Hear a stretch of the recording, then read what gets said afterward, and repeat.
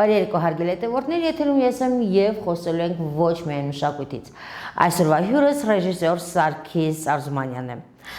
Ինչպե՞ս եք Սարգիս։ Լավ, շնորհակալություն, ես էլ եմ ուրախ, որ ձեր հյուրն եմ։ Սարգիս, ձեր թույլտվությամբ ես այսօր նաեւ խոսելու եմ քաղաքականությունից, քանի որ դուք, ինչպես գիտենք, դուք կուսակցության ցուցակով падգամավորի տեխնացու եք,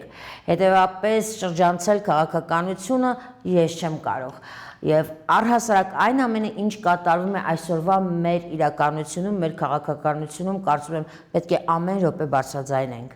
Մեկնաբանելու կարիք չկա, որովհետեւ քաղաքական ուժերը իրենց անցուդարձով, իրենց նիստուկացով,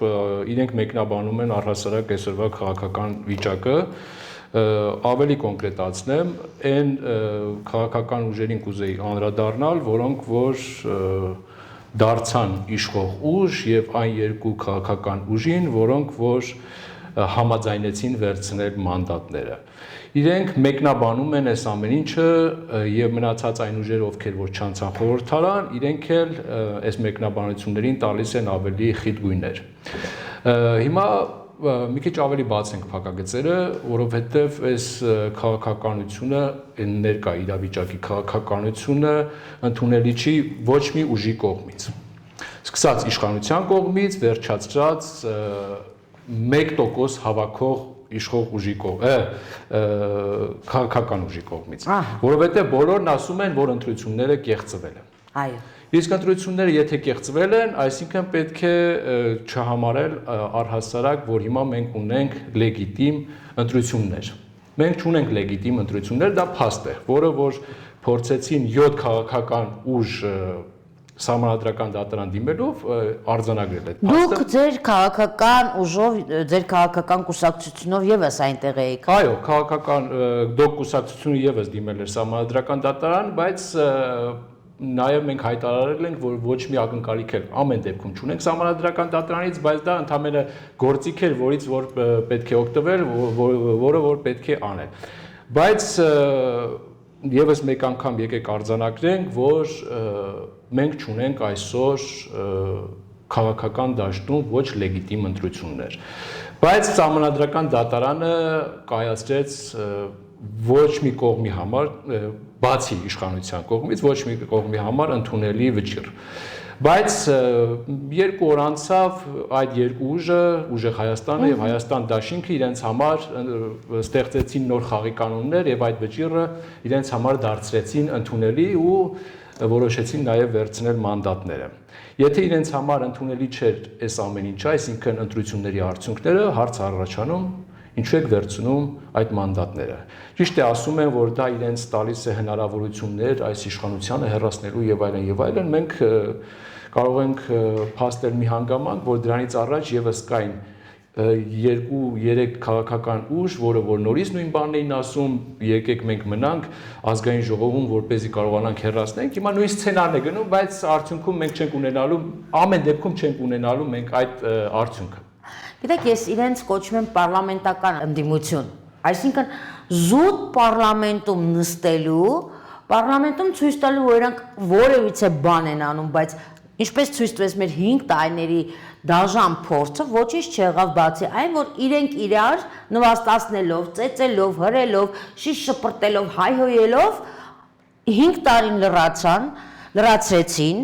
ստացան պարգևավճարներ, ստացան աշխատավարձեր, գնացին գործողումների պետության հաշվին եւ այդպես էլ ոչինչ չլուծեցին։ Այդ 5 տարիների ընթացքում մենք կորցրեցինք ամբողջական Արցախը, մենք ունեցանք 150,000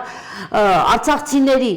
գաղթ, մենք ունեցանք տնտեսական անկում, մենք ամեն ինչ այդ 5 տարիներ, այսինքն այդ ընդդիմությունը որպես այդպիսին իր գործողությունը, իր վրա դրված վստահությունը, որը տվել էր քաղաքացին, այդպես էլ չարեց։ Ավաղ ես մեծ մտավախություն ունեմ, որ նույնը կարող ենք տեսնել այս անգամ։ Դուք ինչպես եք կարծում, կարող են արդյոք ուժեղ Հայաստանը, որը վերցրեց մանդատը, այն մյուս կարող են արդյոք ինչ-որ բան փոխել։ Վստահաբար կարող եմ ասել, որ ոչ մի բան չեն կարող փոխել, վստահաբար եմ ես ասում, եթե փոխելու հնարավորություն լիներ գետ 1 մի շանս լիներ, դա կարվեր մինչև 2026 թվականը, որովհետև Հայաստան դաշինքը մինչև 2026 թվականի ընտրություններ իրենք խորհրդարանում էին։ Իրենք կարող էին ինչ-որ մի բան։ Բա ինչու չարեցի։ Ով էր իրանց խանգարում։ Ձևը չկա։ Հիմա նույն խոսենք ուժեղ Հայաստան դաշինքի մասին, որ Նարեկ Կարապետյանը հայտարարում է, որ մենք գնում ենք խորհրդարան, եթե մենք չգնայինք, ավելի ճիշտ, ով էր այնտեղի կնոպկեն սեղմելու, որ այս իշխանությունը հեռանա։ Արելա նման հայտարարություն, այսինքն դուք գնում եք ազգային ժողով, որ այնտեղ սեղմեք այդ կնոպկեն, որ իշխանությունը հեռանա, այսինքն 5 տարի կային այդ կնոպկա սեղմողները, թող սեղմեին, թող այդ իշխանությունը հեռանա։ Նախքան կնոպկա սեղմելը Սարգիս ջան, մենք ունենք իմպիչմենտի խնդիր, իմպիչմենտ առաջ քաշեցին եւ այլն, դա էլ չարեցին, հենց այդ ընդդիմադիր ուժը, պարլամենտության ընդդիմադիր ուժը, դա չկազմակերպեց։ Հետո դե լավ, գիտեք ինչ տեսակ, որ ոնց որ կներեք ռուսերեն բառից համար մարդկանց ադալժենիա անեին, դե լավ, անում ենք, բայց մենք չունենք այդքան ձայն, մի խոսքով ոչ մի հստակ քայլ, գործողություն, այնուհանդերձ ընտրողը չտեսավ այս տարիների ընթացքում։ Այո, համաձայն եմ, որովհետև հիմա նույն impeachment չի լինելու, ոչ մի բան չի լինելու։ Նորից գա ուժեղ Հայաստան, ինչ են կենտրոնանում, որովհետև ձայների մեծամասնությամբ իրենք են ընդդիմադիր առաջին տեղում, հա։ Դրա համար ինչ են ասում իրենք, ասում են մենք կհավաքենք ժողովրդին, հիմա վերադառնալով փողոցային պայքարի մասով, հա, մենք ժողովրդին կհավաքենք, մեկ անգամ դուրս կգանք փողոց եւ կանենք մենք իշխանափոխություն։ Հիմա այդ մեկ անգամվա համար ձեզ ինչքան մարդ է պետք լինելու։ Մենք այս ընթացքում, այս 5 տարվա ընթացքում մենք տեսել ենք, որ հրապարակները լցվել են բազմահազարանոց մարդիկ։ Եթե դու գիտեիք այդ մեթոդը, որ կարելի է մարդկանց թվով անել որոշակի գործողություններ եւ այս իշխանությանը հեռացնել, այդ ժամանակ գայիք հայտնվեիք, կանգնեիք, ասեիք, մենք ժողովուրդ ջան գիտենք այդ ձևը, եկեք այսօր անում ենք այս քայլերի հերթականությունը եւ փոխում ենք այս իշխանությանը։ Այսինքն սա եւս մեկ խաբուսիկ գործողության ձև է, որ այս մարդիկ ուզում են նորից 5 տարի գլորեն։ Ես ներքին համոզմունք ունեմ նաև, որ սա լավ էլ պայմանավորված է իշխանության հետ, ներքին համոզմունք ունեմ, եթե չլիներ այսպիսին, այս մարդիկ կանեին ավելի վստահ, ավելի ռադիկալ քայլերի կդիմեին, որը որ կբերեր իշխանափոխություն։ Նաև հայտարարում էին, որ հաջորդ վարչապետ լինելու է Սամվել Կարապետյանը։ Ինչի իրավունքը ըստ օրենքի ինքը Իսկ ու է Սամվել Կարապետյանը, բայց ինչի հաջորդ վարչապետը չէ։ Այսինքն բառեր են, հայտարարություններ են, որոնք վստահաբար ժողովրդի ականջը շոյելու համար մանդատ վերցնելու խնդիրներ, որը որ այսօր իրանք հասան իրենց նպատակին եւ վերցրեցին այդ մանդատները։ Սարգիս ջան, բայց եկեք մի հատ օրենքով խոսենք, հա, ըստ օրենքի Սամվել Կարապետյանը ոչ մի կերպ չէր կարող մանդատ վերցնել, ելույթ մնաց լինել վարչապետ։ Այսինքն այո, ես միանշանակ կիսում եմ ձեր այն կարծիքը, որ սա ժողովրդի ականջը պարզապես շոյելու, ականջին ինչ-որ բաներ կախելու միտում էր։ Եվ այն կարծիքը, որ պայմանավորվածություն կա ներկայիս իշխանության եւ ընդդիմության, արդեն ընդդիմությունը ես ճակերտների մեջ թերևս այսուհետ օգտագործեմ ընդդիմության մեջ, դա միայն ձեզ մոտ չի։ Ես նման կարծիքներ շատ եմ լսել, թե քաղաքական գործիչների կողմից, թե մշակութային, թե պարզապես սովորական քաղաքացիների կողմից, ովքեր իսկապես այս անգամ մենք եկեք փաստենք, որ ունեցանք բացառիկ ընտրություններ։ Բոլորը համարյա շատերը մասնակցել են ընտրություններին։ Այսինքն այն միտքը, որ ժողովուրդը իսկապես ցանկանում էր փոփոխություն, դա անհերքելի է։ Բնականաբար։ Ու ժողովրդին բոլորը ասում էին, առաջարկում էին, որ լինելու է փոփոխություն, նորից վերցնենք այդ բառը ուժեղ Հայաստանի կողմից, մենք գնում ենք դեպի փոփոխության։ Իսկ մենք ինչ տեսանք արդյունքում։ Ոչ մի բան չտեսանք, ոչ փոփոխություն տեսանք, ոչ իշխանափոխություն տեսանք, բացի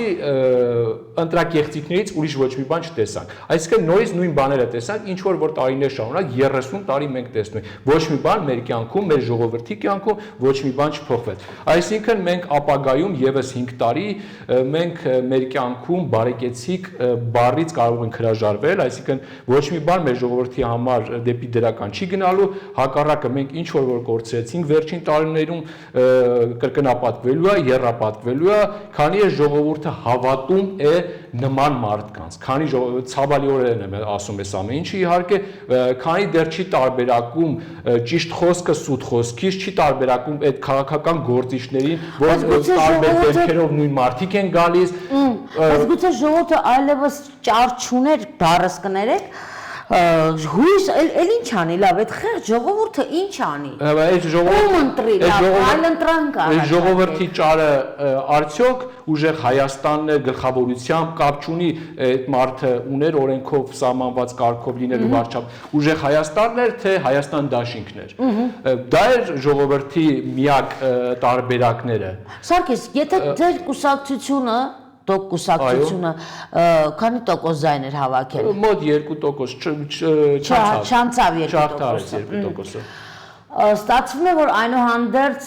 դա պաշտոնական ես տվյալն եմ ասում, մենք բնականաբար համաձայն չենք այդ թվի հետ, որովհետև մեզնից գողացել են շատ ու շատ ձայներ, վերահաշվարկի արդյունքում մեր թվերը նորից պակասեց։ Նորից պակասեց, ու այդ թվերը, որոնք մեզնից պակասեց, շատ կոնկրետ, թղթով եմ ես ասում պաշտոնական, այդ ձայները գնացին ԿՊ-ին, 819 ձայն մեզնից պակասեց և ավելացավ ԿՊ-ի կողքը, 819 ձայն ԿՊ-ին ավելացավ։ Ինչ եք ասում։ Այս պաշտոնականն եմ ասում, իսկ ոչ պաշտոնականը պատկերացրեք ինչքան ձայներ, ինչքան տեղերում ա եղել, ինչքան մարզերում, ինչքան գյուղերում ա եղել, որ մարդիկ մենք գիտենք մարդիկ, ովքեր որ գնացել են 15 համարի քվյա թերթիկը չի եղել դրված։ Եվ եղել են բողոքներ, ասել են վայ վերջացել է, վայ չգիտեմ ես ինչ, բայց հետո բերել է։ Բնականաբար ոչ, այդ մարդիկ ամեն ինչ արել են, որ չլինի 15 համարի քվյա թերթիկը։ Այսպիսի շատ ու շատ խոչընդոտներ ա եղել, որպեսզի կուսակցությունը չունենա անցողիկ շեմը չհաղթարի ավելի ճիշտ, հա, էլ չեմ ասում գա իշխանության, դրա վառ ապացույցներից մեկն է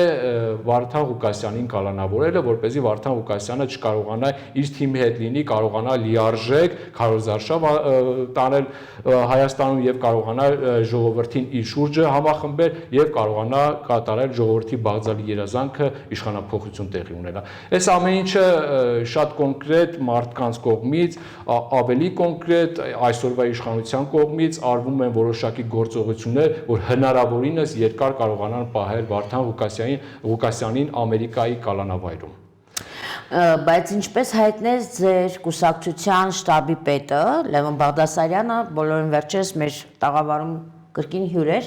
ասաց, որ կան հույսեր, որ Վարդան Ղուկասյանը շուտով կունենա այդ ազատությունը, ինչ է կարծում։ Հույսեր միշտ կան, բայց հույսն ու իրականությունը իրար հետ համեմատելի չեն, որովհետև միշտ ունենք հույս ունենք, որ այս երկիրը լավ կլինի, բայց հույս ունենք։ Արի ու տես նորից լինում է այն ինչ որ լինում է։ Մենք իրականությանը մի քիչ պետք է նայենք ավելի իրատեսական, որովհետև հիմա տեսեք, բեկանվել է Առաջի Ատյանի դատավորի որոշումը Ամերիկայի մասին է խոսքը Վարդան Ղուկասյանի մասին, եւ նորից նույն գործը գնացել է նույն դատավորի մոտ քննելու։ Շատ տարօրինակ է, չէ՞, ոնց կարող է տենց բան։ Դե հիմա դա էլ դուք եք ասում։ Հիմա մենք ինչ պիտի ակնկալենք մի մարդուց, մի դատավորից, ով որ արդեն ունեցել է մեկ անգամ որոշում կայացնելու հնարավորություն եւ այդ մարդը Վարդան Ղուկասյանին տարի ու կես պահել է կալանավայրում։ Հիմա նորից ինքը պիտի քննի, ասի ես սխալ եմ եղել, չի կարող ասել։ Բնականաբար դատավորը չի ասելու, որ ինքը սխալ է եղել։ Մենք դրա համար առաջիկայում կփորձենք որոշակի գործողություններ անել, դիմել համապատասխան պատկան մարմիններին, որպեսզի գոնե կարողանանք դատավորին փոխարինել այլ դատավոր փորձի քննել, տեսնենք ինչի կհասնենք, երևի պարոն Բաղդասարյանը սրա մասին ասել, հույսի առումով եմ ասում, հուսանք փոխվի դատավորը եւ օրենքը կասի իր ասելիքը եւ պարոն Ղուկասյանը շուտ կազատվի։ Սարգիս, տեսեք, օրեր առաջ ինչ եղավ։ Գագիկ Ծառուկյանի նկատմամբ եղավ կոնկրետ հետապնդում, թե նրա գործունեության, թե նրա բիզնեսների, տարածքների։ Արդարացի է դա թե ոչ, ես չէ որ պետք է ասեմ եւ թողնենք քննությունը ամեն ինչ ժամանակին իր տեղը ցույց կտա։ Բայց դաժանությունը մարդկային։ Խոսենք մի քիչ մարդկայինից, հա, որովհետև մենք ամբողջապես տվել ենք քաղաքականություն, ֆինանս, ճիշտ, օրենք եւ այլն, բայց մի շատ կարևոր գիծ հայի մեջ որ միշտ եղել է, խիղճը, մարդկությունը, ջիգարը, մի տեսակ ոնց որ փչացել է կեսից, ինչի է փչացել չեմ հասկանում։ 70 տարեկան մարդուն, ով իր տան մեջ պատրաստ է ընդունել օրենքի աշխատողներին, ու տապալում են գետնին 70 տարեկան մարդուն, ով չի ընդդիմանում, ով չի պայքարում, ով չի խփում, ով չի գոռում, հա։ Այդ շոուն մի անգամ էլ ենք տեսել, մի քանի անգամ էլ ենք տեսել, որից հետո կենդանիներին են տանում նրա սեփական ուրեմն կենդանիներին տանում են, ինչի իրավունքը ըստ փաստաբանների ինքը ունեցել է, որպեսզի ունենա կենդանաբանական փոքրիկ այգի ըստ օրենքի, կենդանիներին վերցնում են, տանում են եւ ցավոք առյուծը սատկում է։ Այսօր ենք ասել, այսինքն կենդանին, անմեղ կենդանին դառնում է քաղաքականության զոհ։ Մնում է մի հատ էլ կողքից այսպես ճմկտեն, ասեն, թող մի քիչ էլ քեզ ցավա։ Էլ ինչ անեն, լավ։ Ճիշտ ասած, ես չեմ զարմանում ու այսպես ասած չեմ էլ հուզվում, ոչ մի բան ինձ մոտ ոչ մի բան չի փոխվում, ինչի համար հիմա ասեմ, որովհետև այդ անողը ով է։ Անողը այսօրվա իշխանությունն է, ով որ 2020 թվականին իր համար նորմալ է եղել Արցախյան պատերազմը։ Երբ որ 5000 եւ ավելի տղաներ զոհվեցին, դա եւս քաղաքականություն էր։ Հիմա ինչի մասին ենք խոսում։ Երբ որ այդքան մարդ զոհվեց, ոչ մի բան իր համար չփոխվեց կյանքում, որպես իշխանություն։ Այսօր մեկ, այսպես ասած, առյուծ, եթե իր համար 50 անց մարդ այս կողմ են կողմ հաշվի մեջ նորմալ է։ Չէ, հիշեցի, գիտեք ինչ հիշեցի, որ ասեց գերիները մեզ կսպասեն 2 ամիս։ Բայց տեսեք, մենք մարդկային արժեքը, եթե իր համար ոչ մի բան է, կենդանին ինչ պիտի լինի։ Հիմա վերադառնալով Գագիկ Ծառուկյանի մասով ասեմ։ Գագիկ Ծառուկյանը նոր չէ, որ ունի այդ տարածքը։ Նոր չէ, որ ունի այդ կենդանիները։ Նոր չէ, որ ինքը ինչ ասեմ, ունի այդ հյուրանոցները, չգիտեմ, կոնյակի գործարանը, Արարատի ցեմենտը, չգիտեմ, եւ այլն եւ այլն։ Բայց ինչ է այս ամեն ինչը։ Սա վատ խաղ է։ Շատ վատ խաղ է հանրության համար։ Էլի ցույց տալու համար, որ մենք տեսեք օրենքի շրջանակներում որոշակի գործողություններ են կանում։ Սա ժողովրդին հիմա իրենց կողմից ժողովրդի աչքը շոյելու համար որոշակի երևի թե որոշակի գործողություններ հիմա պետք է անեն, սա իրենց ձեռագին է, հա, շեղելու համար, գուցե հիմա ինչ որ դռների հետևում ինչ որ բաներ է ստորագրվում, մենք տեսել ենք նմանատիպ բան։ Այստեղ Հայաստանում կատարում է ինքը որոշակի աղմկահարույց գործողություններ եւ ինչ որ միտեղ կուլիսներում ինքը անում է որոշակի ինչ որ գործողություններ։ Սա եւս մեկ անգամ անազնվության մասին է խոսում, այս իշխանության անազնիվ խաղի մասին է խոսում, որովհետեւ Գագիկ Ծառուկյանը նորից եմ կրկնում, նոր չէ, որ այդպիսին է։ Եվ այս իշխանությունը նոր չէ, որ իշխանություն է, 8 տարի իշխանություն է եղել։ Մենք ժողովուրդս բոլորս 18 թվականին բոլորը մեծամասնությունն եմ ասում, եթե ոչ 90%-ը Նիկոլ Փաշինյանի եւ քաղաքացիական պայմանագրին բերեց իշխանության, որպեսզի այդ բարքերը չլինեին։ Այդ բարքերը չլինեին։ Բայց հիմա Նիկոլ Փաշինյանը պահեց այդ ամեն ինչը, եկել է 2026 թվականին նոր այդ ամեն ինչը փորձի մաքրել։ Բնականաբար ոչ, բնականաբար, տեսեք, հիմա նույն վերցնենք Սերժ Սարգսյանը, Սաշիկ Սարգսյանը, նույն կատեգորիայի մարդիկ են, հա, ժողովրդի համար մեծամասնության կողմից եմ ասում, որ ընդունելի չեն այս մարդիկ։ Հիմա այդ ընտրովի չի կարելի այսօր, երբ որ մտել է քաղաքական պայքարի մեջ Գագիկ Ծառուկյանը, փորձենք Գագիկ Ծառուկյանին ոչնչացնել։ Եթե Սերժ Սարգսյանը այս ընտրություններում չի մասնակցել, Սերժ Սարգսյանի մասին ոչ խոսում ենք, ոչ փորձում ենք որոշակի գործողություններ անենք եւ այլն եւ այլն։ Այն ժամանակ 18 թվականին Սերժ Սարգսյանը խաղի մեջ է, Սերժ Սարգսյանին փորձում էինք սևացնել, բայց դրանից հետո խաղից դուրս եկա, ոչ մի բան չենք անում։ Այսինքն անընդհատ մենք փորձում ենք, ով փորձում է մտնել քաղաքական պայքարի մեջ, այս մարդկանց տանում ենք ոչ ազնիվ Նույնիսկ ղեկավարի հանդեպ եղավ։ Բնականաբար դրա մասին խոսեցինք մենք։ Հիմա Գագիկ Ծառուկյանին ազնիվ չի, ոչ մի տիպի, ոչ մարդկային առումով, ոչ քաղաքական առումով անազնիվ պայքար է մղվում։ Ինչպես դուք եք ասում, 70 տարեկան մարդուն գետնին տապալելը, փորձել դա նկարել, հանրայնացնել ու ժողովրդի կողմից բրավոներ ստանալը, բայց արդյոք ստացան բրավոներ։ Դե իրեն զանգվածի կողմից բնականաբար պետք է ստանալ։ Որովհետև որքան որ ես հետևեցի, շատերին դա դուր չէր եկել։ Դե դա գիտակից մարդկանց, որովհետև գնալով փորձում են մարդկանց գիտակցությունը որոշակի գալ այն գիտակցության, որ տեսնում են արդեն տարբերակում են այդ շոուները, նույն եկեք հիշենք Մանվել Գրիգորյանի դեպքը, հա, Տուշոնկաների պատմությունը, սա մի Տուշոնկա երկրորդ Ճիշտ եք ասում, ես երեք այդ մասին նույնպես ասում եմ։ Բայց Գագիկ Ծառուկյանինը սա երկրորդ դեպքն է, մի անգամ էլ է եղել, նորից նկարը անել էին, նորից մեքենաներն էին ցույց տվել, այսպես կապոցներով փողերն էին ցույց տալիս եւ այլն եւ այլն եւ այլն։ Ուզում եմ ասեմ, մեկ անգամ նույն այդ ԱԱԾ-ն մտել էր այդ տարածք ու տեսել էր այդ ամեն ինչ։ Ու ոչինչ չէր գտել, նորից բաց էին թողել։ Նույն այդ կենթանիներին չէր տարել կենթանաբանական այգի, հա։ Իրանք չէին տարել, այդ կենթանիները այն ժամանակ էլ կային, այդ ո՞նց է լինում, այն ժամանակ դուք այդ գործողությունը չեք կատարում, հիմա անում եք, ո՞րն է խնդիրը։ Այս սրանք այս ամեն ինչը միանշանակ մտածելու առիթներ են տալիս, ել եմ ասում, ազնիվ չի։ Ոչ մի բան այստեղ ազնիվ չի լինում, բնականաբար այս մարդկանց հավատալ պետք չի։ Իրենց ցանկացած ամենօրյա քայլով իրենք ոչնչացնում են իրենց։ Ինչքան էլ իրենք փորձեն հայտարարել, որ ով գա ԱԺ իրենց քաղաքականապես կոչնչացնեն, իրենք ամեն օր իրենց գործողությունները իրենք իրենց ոչնչացնում են։ Գիտեք, ձեր ոչ մի բառի հետ չհամաձայնել չեմ կարող։ Ամեն բառի տակ ես ստորագրում եմ, որովհետև նույն այդ օրինակը, որ դուք բերեցիք, գեներալի հետ կապված, ես դա երեք եմ ասել։ Սա ոնց որ օպերացիայի երկրորդը լինի։ Որ чтобы никто не догадался, լրիվ այդ սցենարով գնում է։ Սարգիս, իմ տաղավարում շատ խելացի, շատ հեղինակավոր արվեստագետներ են եղել, որոնց հետ եթե ես ցանկանում եմ խոսել քաղաքականությունից, ասում են արդեն դրսում, երբ տեսախցիկը չկար, խնդրում են քաղաքականությամբ մենք չենք զբաղվում, չենք խոսում։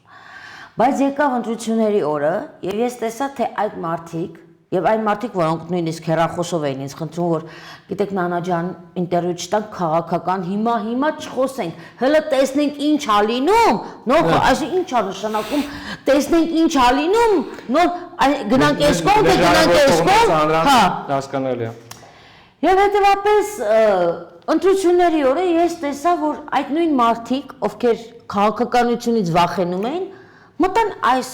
կուսակցություն, մտան այն կուսակցություն, սկսեցին քաղաքական հայտարարություններ անել, կոչեր անել, եկեք մեզ ընտրեք եւ այլն։ Այդ ոնց է ստացվում, Սարգիս։ Այդ ստացվում է շատ པարզ։ Ընդհանրապես շատ པարզ, երբ որ այդ մարդկանց խոստանում են որոշակի բաներ, այդ մարդկանց, որ առաջարկում են, որ դուք եթե ունեք այսինչ խնդիրը, մենք հեսա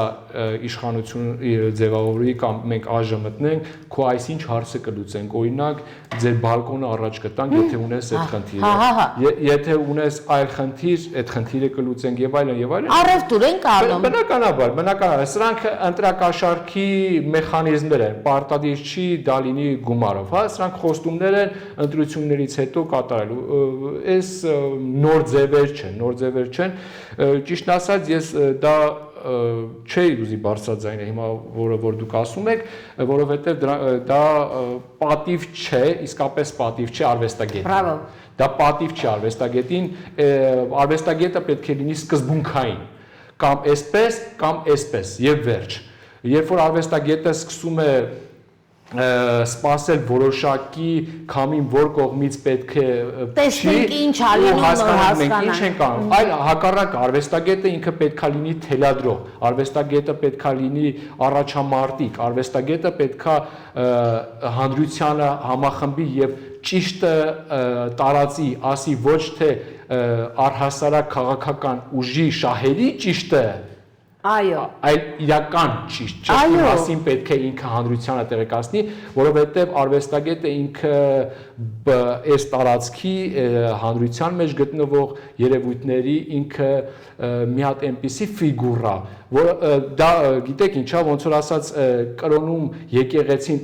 կարողանում է համախմբել իր շուրջը, հա, արվեստագետն էլ այսպիսի մի հատ ֆիգուրա, որը որ պետքա կարողանա ժողովրդին համախմբել եւ իր ետևից տան։ Դրա համար ինձ համար մի քիչ ցավալի է ձեր ասածը, որ արվեստագետները ցավալիորեն մեր իրականության մեր կողքում ապրում են նման արվեստագետներ։ Սարգիս, պատկերացեք, ես ամեն օր եմ այդ դրան առնչվում եւ ինչ իսկապես խորապես այդպես ցավ եմ ապրում, որովհետև երբ ես զանգում եմ որևիցե արվեստագետի, որևիցե դերասանի, նկարչի, երգչի, այս բանով որ հիմա մի բան կասի, ասում եմ, հիմա չեմ ուզում խոսալ։ Ինչևէ, Սարգիս, խոսենք մշակույթից, արվեստից, մի քիչ վան լինենք, էլի մի քիչ հանգստանանք, մի քիչ մաքրվենք, մի քիչ դրա մասին էինք խոսում այս ամբողջ ընթացքում։ Բայց վատն էինք խոսում։ Դա չէ, քաղաքականությունն էլ է մշակույթ, ուզում եմ ասեմ, Վատ մշակույթ, այդ դեպքում։ Հա, ամեն ինչ դարձել է մշակույթ, ամեն ինչ դարձել է ժողովուրդն է արդեն իսկ ասում բոլորին պիտակավորում են դերասաններ, հիմա քաղաքական գործիչներին այս ամեն ինչը լավ դերասան, իրանցից լավ դերասան։ Այս ամեն ինչը դարձել է թատրոն, այս ամեն ինչը կրկես է եւ այլն եւ այլն։ Ուզում եմ ասեմ, հիմա մի քիչ տարբերակելն էլ արդեն դժվար դարձել, այդ որն է իրական մշակույթը, որն է իրական արվեստագետը Եվ ով է դերասան եւ ով դերասան չէ։ Ամեն ինչ խառնվել է մեր երկրում իրար։ Բայց այնուհանդերձ, տեսեք, ես տարիներ առաջ երբ իմ հյուրերին հարցնում էի ինչու պատմական ֆիլմեր չեք նկարում, ռեժիսորներին, տարբեր պատճառաբանություններ եմ լսել։ Հետո եկավ մի շրջան, երբ հասկացա ինչու պատմական ֆիլմեր չեն նկարում։ Գուցե ես սխալ եմ հասկացել։ Ես ուրախ կլինեմ, որ դուք ինձ ասեք, դուք սխալ եք հասկացել։ Ըստ իս, որովհետև պետք չի հիմա պատմությունը ցույց տալ։ Պետք չի սերունդը իմանալ պատմություն, իմանա նժդեհ, իմանա ով է, իմանա ով է մեր հերոսը, ով է մեր կերտողը, ով է մեր պապերի պապը, որ մեզ բերել է, հասցրել է այսօրվան։ Ինչու եկեղեցական ֆիլմեր չունենք, ֆիլմեր, որի մեջ եկեղեցին կարևոր դեր ունի, որովհետև գուցե պետք չի, որովհետև դա պետական ֆինանսավորում չի ստանա եւ այլն եւ այլն։ Որպես ռեժիսոր կցանկանայի այս հարցի ձեր պատասխանը լսել։ Եթե խոսքը շատ կոնկրետ ֆիլմի մասին է, ֆիլմերը առհասարակ ստեղծվում են շատ մեծ բյուջեներով, իսկ մասնավոր կինոարտադրողները չունեն նմանատիպ բյուջեներ, որ կարողանան պատմական ֆիլմեր ստեղծեն, ինչպես որ դուք եք ասում, իսկ պետությունն էլ չի աջակցում, որովհետև յուրաքանչյուր պետություն ավելի կոնկրետացնենք մեր պետությունը, մեր երկրի այսօրվա իշխանությունը ստեղծում է իր պատմությունը,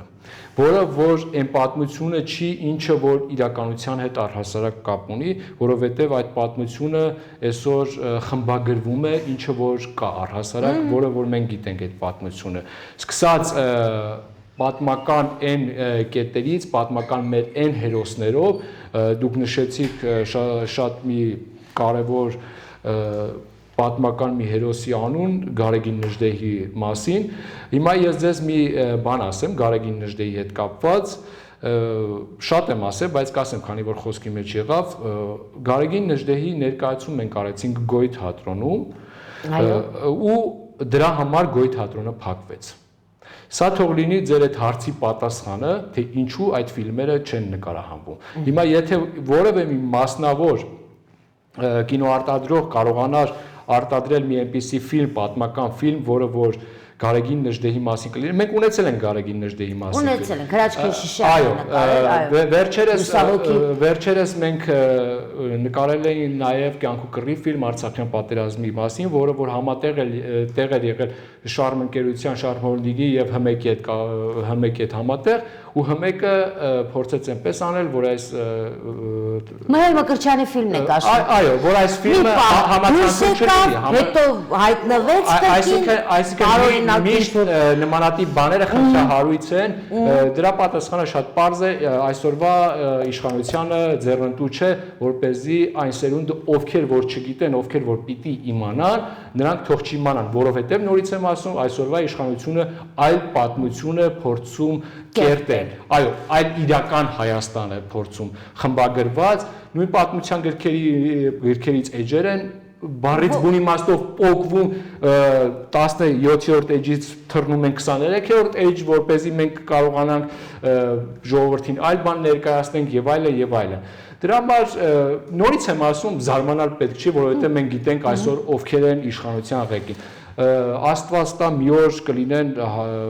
նորմալ իշխանություն, նորմալ երկրի համար մտահոգ մարդիկ եւ մենք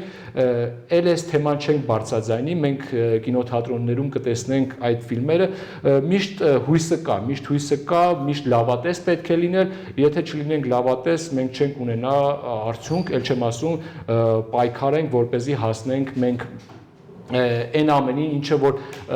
մեր ներսում գոնե կա մեր գենետիկայի մեջ որպես հայ տեսակ, գենոֆոնդի մեջ, որը որ կա դրված է, որ մենք իսկապես որպես արիացիներ, մենք որպես հայ մեր հողի վրա պետք է լինենք։ Դրա համար մենք գոնե պետք է ունենանք այդ լավատեսական վիճակը եւ փորձենք ձգտենք հասնենք այդտեղ։ Իդեպ թեմային անդրադառնանք նաև այլ կողմից, ես գիտեմ, որ Գոյթատրոնը փակվեց Դանիել Դանիելյանի թեթև ձեռքով, նաև իր միջամտություն ունեցավ, բայց այսօր արդեն Կրթության, գիտության, սպորտի, մշակույթի նախարարության փոխնախարարը ուրեմն Տիգրան Վիրաբյանն է։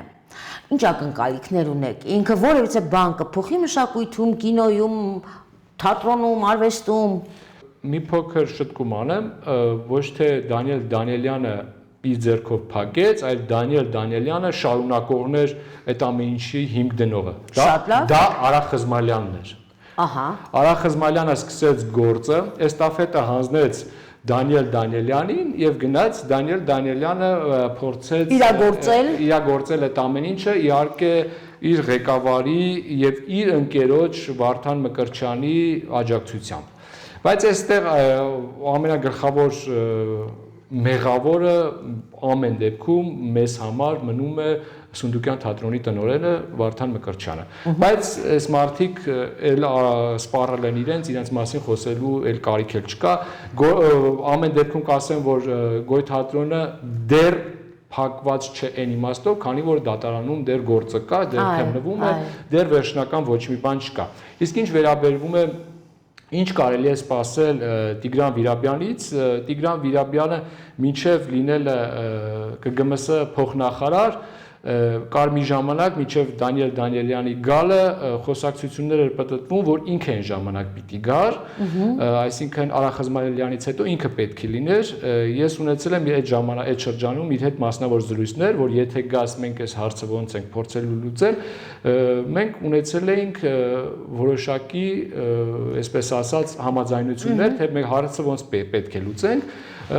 բնականաբար դրական էր լուծվելու։ Այո։ Բայց այդ շրջանում չեկավ Տիգրան Վիրաբյանը ԿԳՄՍ փոխնախարար, հիմա եկել է, բայց դեռ չեմ հանդիպել, չեմ հարցրել իր ողջությունը եւ նույն մտքին է, նույն կարծիքին է, նույն դիրքորոշմանն է, թե ոչ։ Ես ճիշտն ասած անկեղծ կգտնվեմ, կարծում եմ, որ հաստատ իր դիրքորոշումը փոխած կլինի այդ ամենի հանդեպ, որովհետև ով գալիս է իշխանության, գալիս է որոշակի մասով իշխանության, ոչ թե վարչապետի մասով, ենթարկվում է տեղի խաղի կանոններին։ Այո։ Բնականաբար որևէ սպասելիք Գոյ թատրոնի կամ առհասարակ հաջորդ թատրոն փակվելու մեջ չեմ կարծում, որ Տիգրան Վիրաբյանը պետք է չշարունակի կառավարության այն ծրագրերը, որը որ նախորդ գրվել է։ Չեմ կարծում, որ այլապես չէր գա, ցավոք էլ եմ ասում, ցավոք էս ամեն ինչը, բայց որ Տիգրան Վիրաբյանը գոնե ունի ճաշակ, սա անվիճելի է, բայց գոնե կփորձեմ ասել իրեն այսպես հեռակա, որ եթե պիտի շարունակես դուրս արի մի շարունակի քո եթե որոշակի տոկոս ունես բարի համբավ գոնե իմ մոտ ունեցել ես այդ ամեն ինչը ինձ էլ մի կորցրա մյուսին մի կորցրա մի փորձի լինես իրենցից մեկը Եթե եկել ես այդտեղ սկզբունքային դրել ես քո խաղի կանոնները գնալու ես մինչև վերջ, ուրեմն կատարիր այդ ամեն ինչը, ել չեմ ասում Գոյ թատրոնի հարցը փորձի լուծել։ Դրանով դուք ունենաս ավելի շատ մեծ բանակ, քան այդ հարցը շարունակելով, որովհետև դու կորցնելու ես ավելի մեծ բանակ։ Ես վստահեցնում եմ Տիգրան Վիրաբյանը կունենա ավելի շատ մշակութային ոլորտում, ավելի շատ իրեն համախոհներ, որոնք որ ես կարծում եմ դա իր վաղեմի երազանքն է լինել ԿԳՄՍ նախարար, այդ մարդիկ կաջակցեն, որ ինքը լինի ԿԳՄՍ նախարար։ Ուրեմն դրա համար իրեն պետք է անել դրական քայլեր, որպեսզի ինքը ունենա այդ վստահությունը մշակույթի ոլորտի մարդկանց կողմից։ Լավ, Սարգիս, մենք ամեն դեպքում հույս ունենանք, որ իսկապես ձեր ասածով կլինի եւ Վիրաբյանը չի շարունակի Դանիելյանի սկսած ուղին։ Սև գործը։ Սև գործը, այո։ Ուրախ եի, որ եկաք։ Ես էլ եմ ուրախ։ Երկար կարող ենք խոսել, ցավոք ժամանակի սղություն ունենք եւ հույս ունեմ եւս մեկ անգամ ձեզ տեսնել մեր տաղավարում, բազմիցս տեսնել մեր տաղավարում, որովհետեւ ինձ համար շատ կարեւոր է, երբ մշակութային գործիչը չի վախենում, չի թաքնվում եւ չի խուսափում իր տեսակետը ասելուց։ Դա կլինի քաղաքականության մեջ, դա կլինի մշակույթում, դա կլինի անհատի հետ կապված։ Միևնույնն է, եթե դու մշակույթ ես ներկայացնում, եթե դու այդ մշակույթը պետք է փոխանցես սերունդին, ապա դու պետք է լինես ազնիվ, առնվազն քո առջև։ Այո, դու քո օրինակով պետքա ծառայես մարդկանց։ Այո, եթե դու առհասարակ մարդը կապ չունի մշակութային գործիչ է, թե պարզապես սովորական բանվոր է, մարդը առհասարակ պետք է լինի սկզբունքային։ Եթե սկզբունքային չի, ուրեմն այդ մարդը ինչ որ մի բան իր հետ են չի։ Իր այոն այո պետք է լինի, ոչը ոչ պետք է լինի։ Եթե սկսում ես դու արդեն որոշ հարցերի մեջ այսպես տարակուսել, բայց հիմա, բայց որտեղ է իմ շահը եւ այլն, այդ արդեն լավ չի որպես մարդ տեսակ։ Այդտեղ դու կորցնում ես քո դիմագիծը, քո մարդ կերպարը եւ դառնում ես ընդամենը զանգված։ Շնորհակալ եմ։ Եվ չդավաճանելով մեր սկզբունքները առհասարակ կհանդիպենք հաջորդ շաբաթ, խոստանում եմ։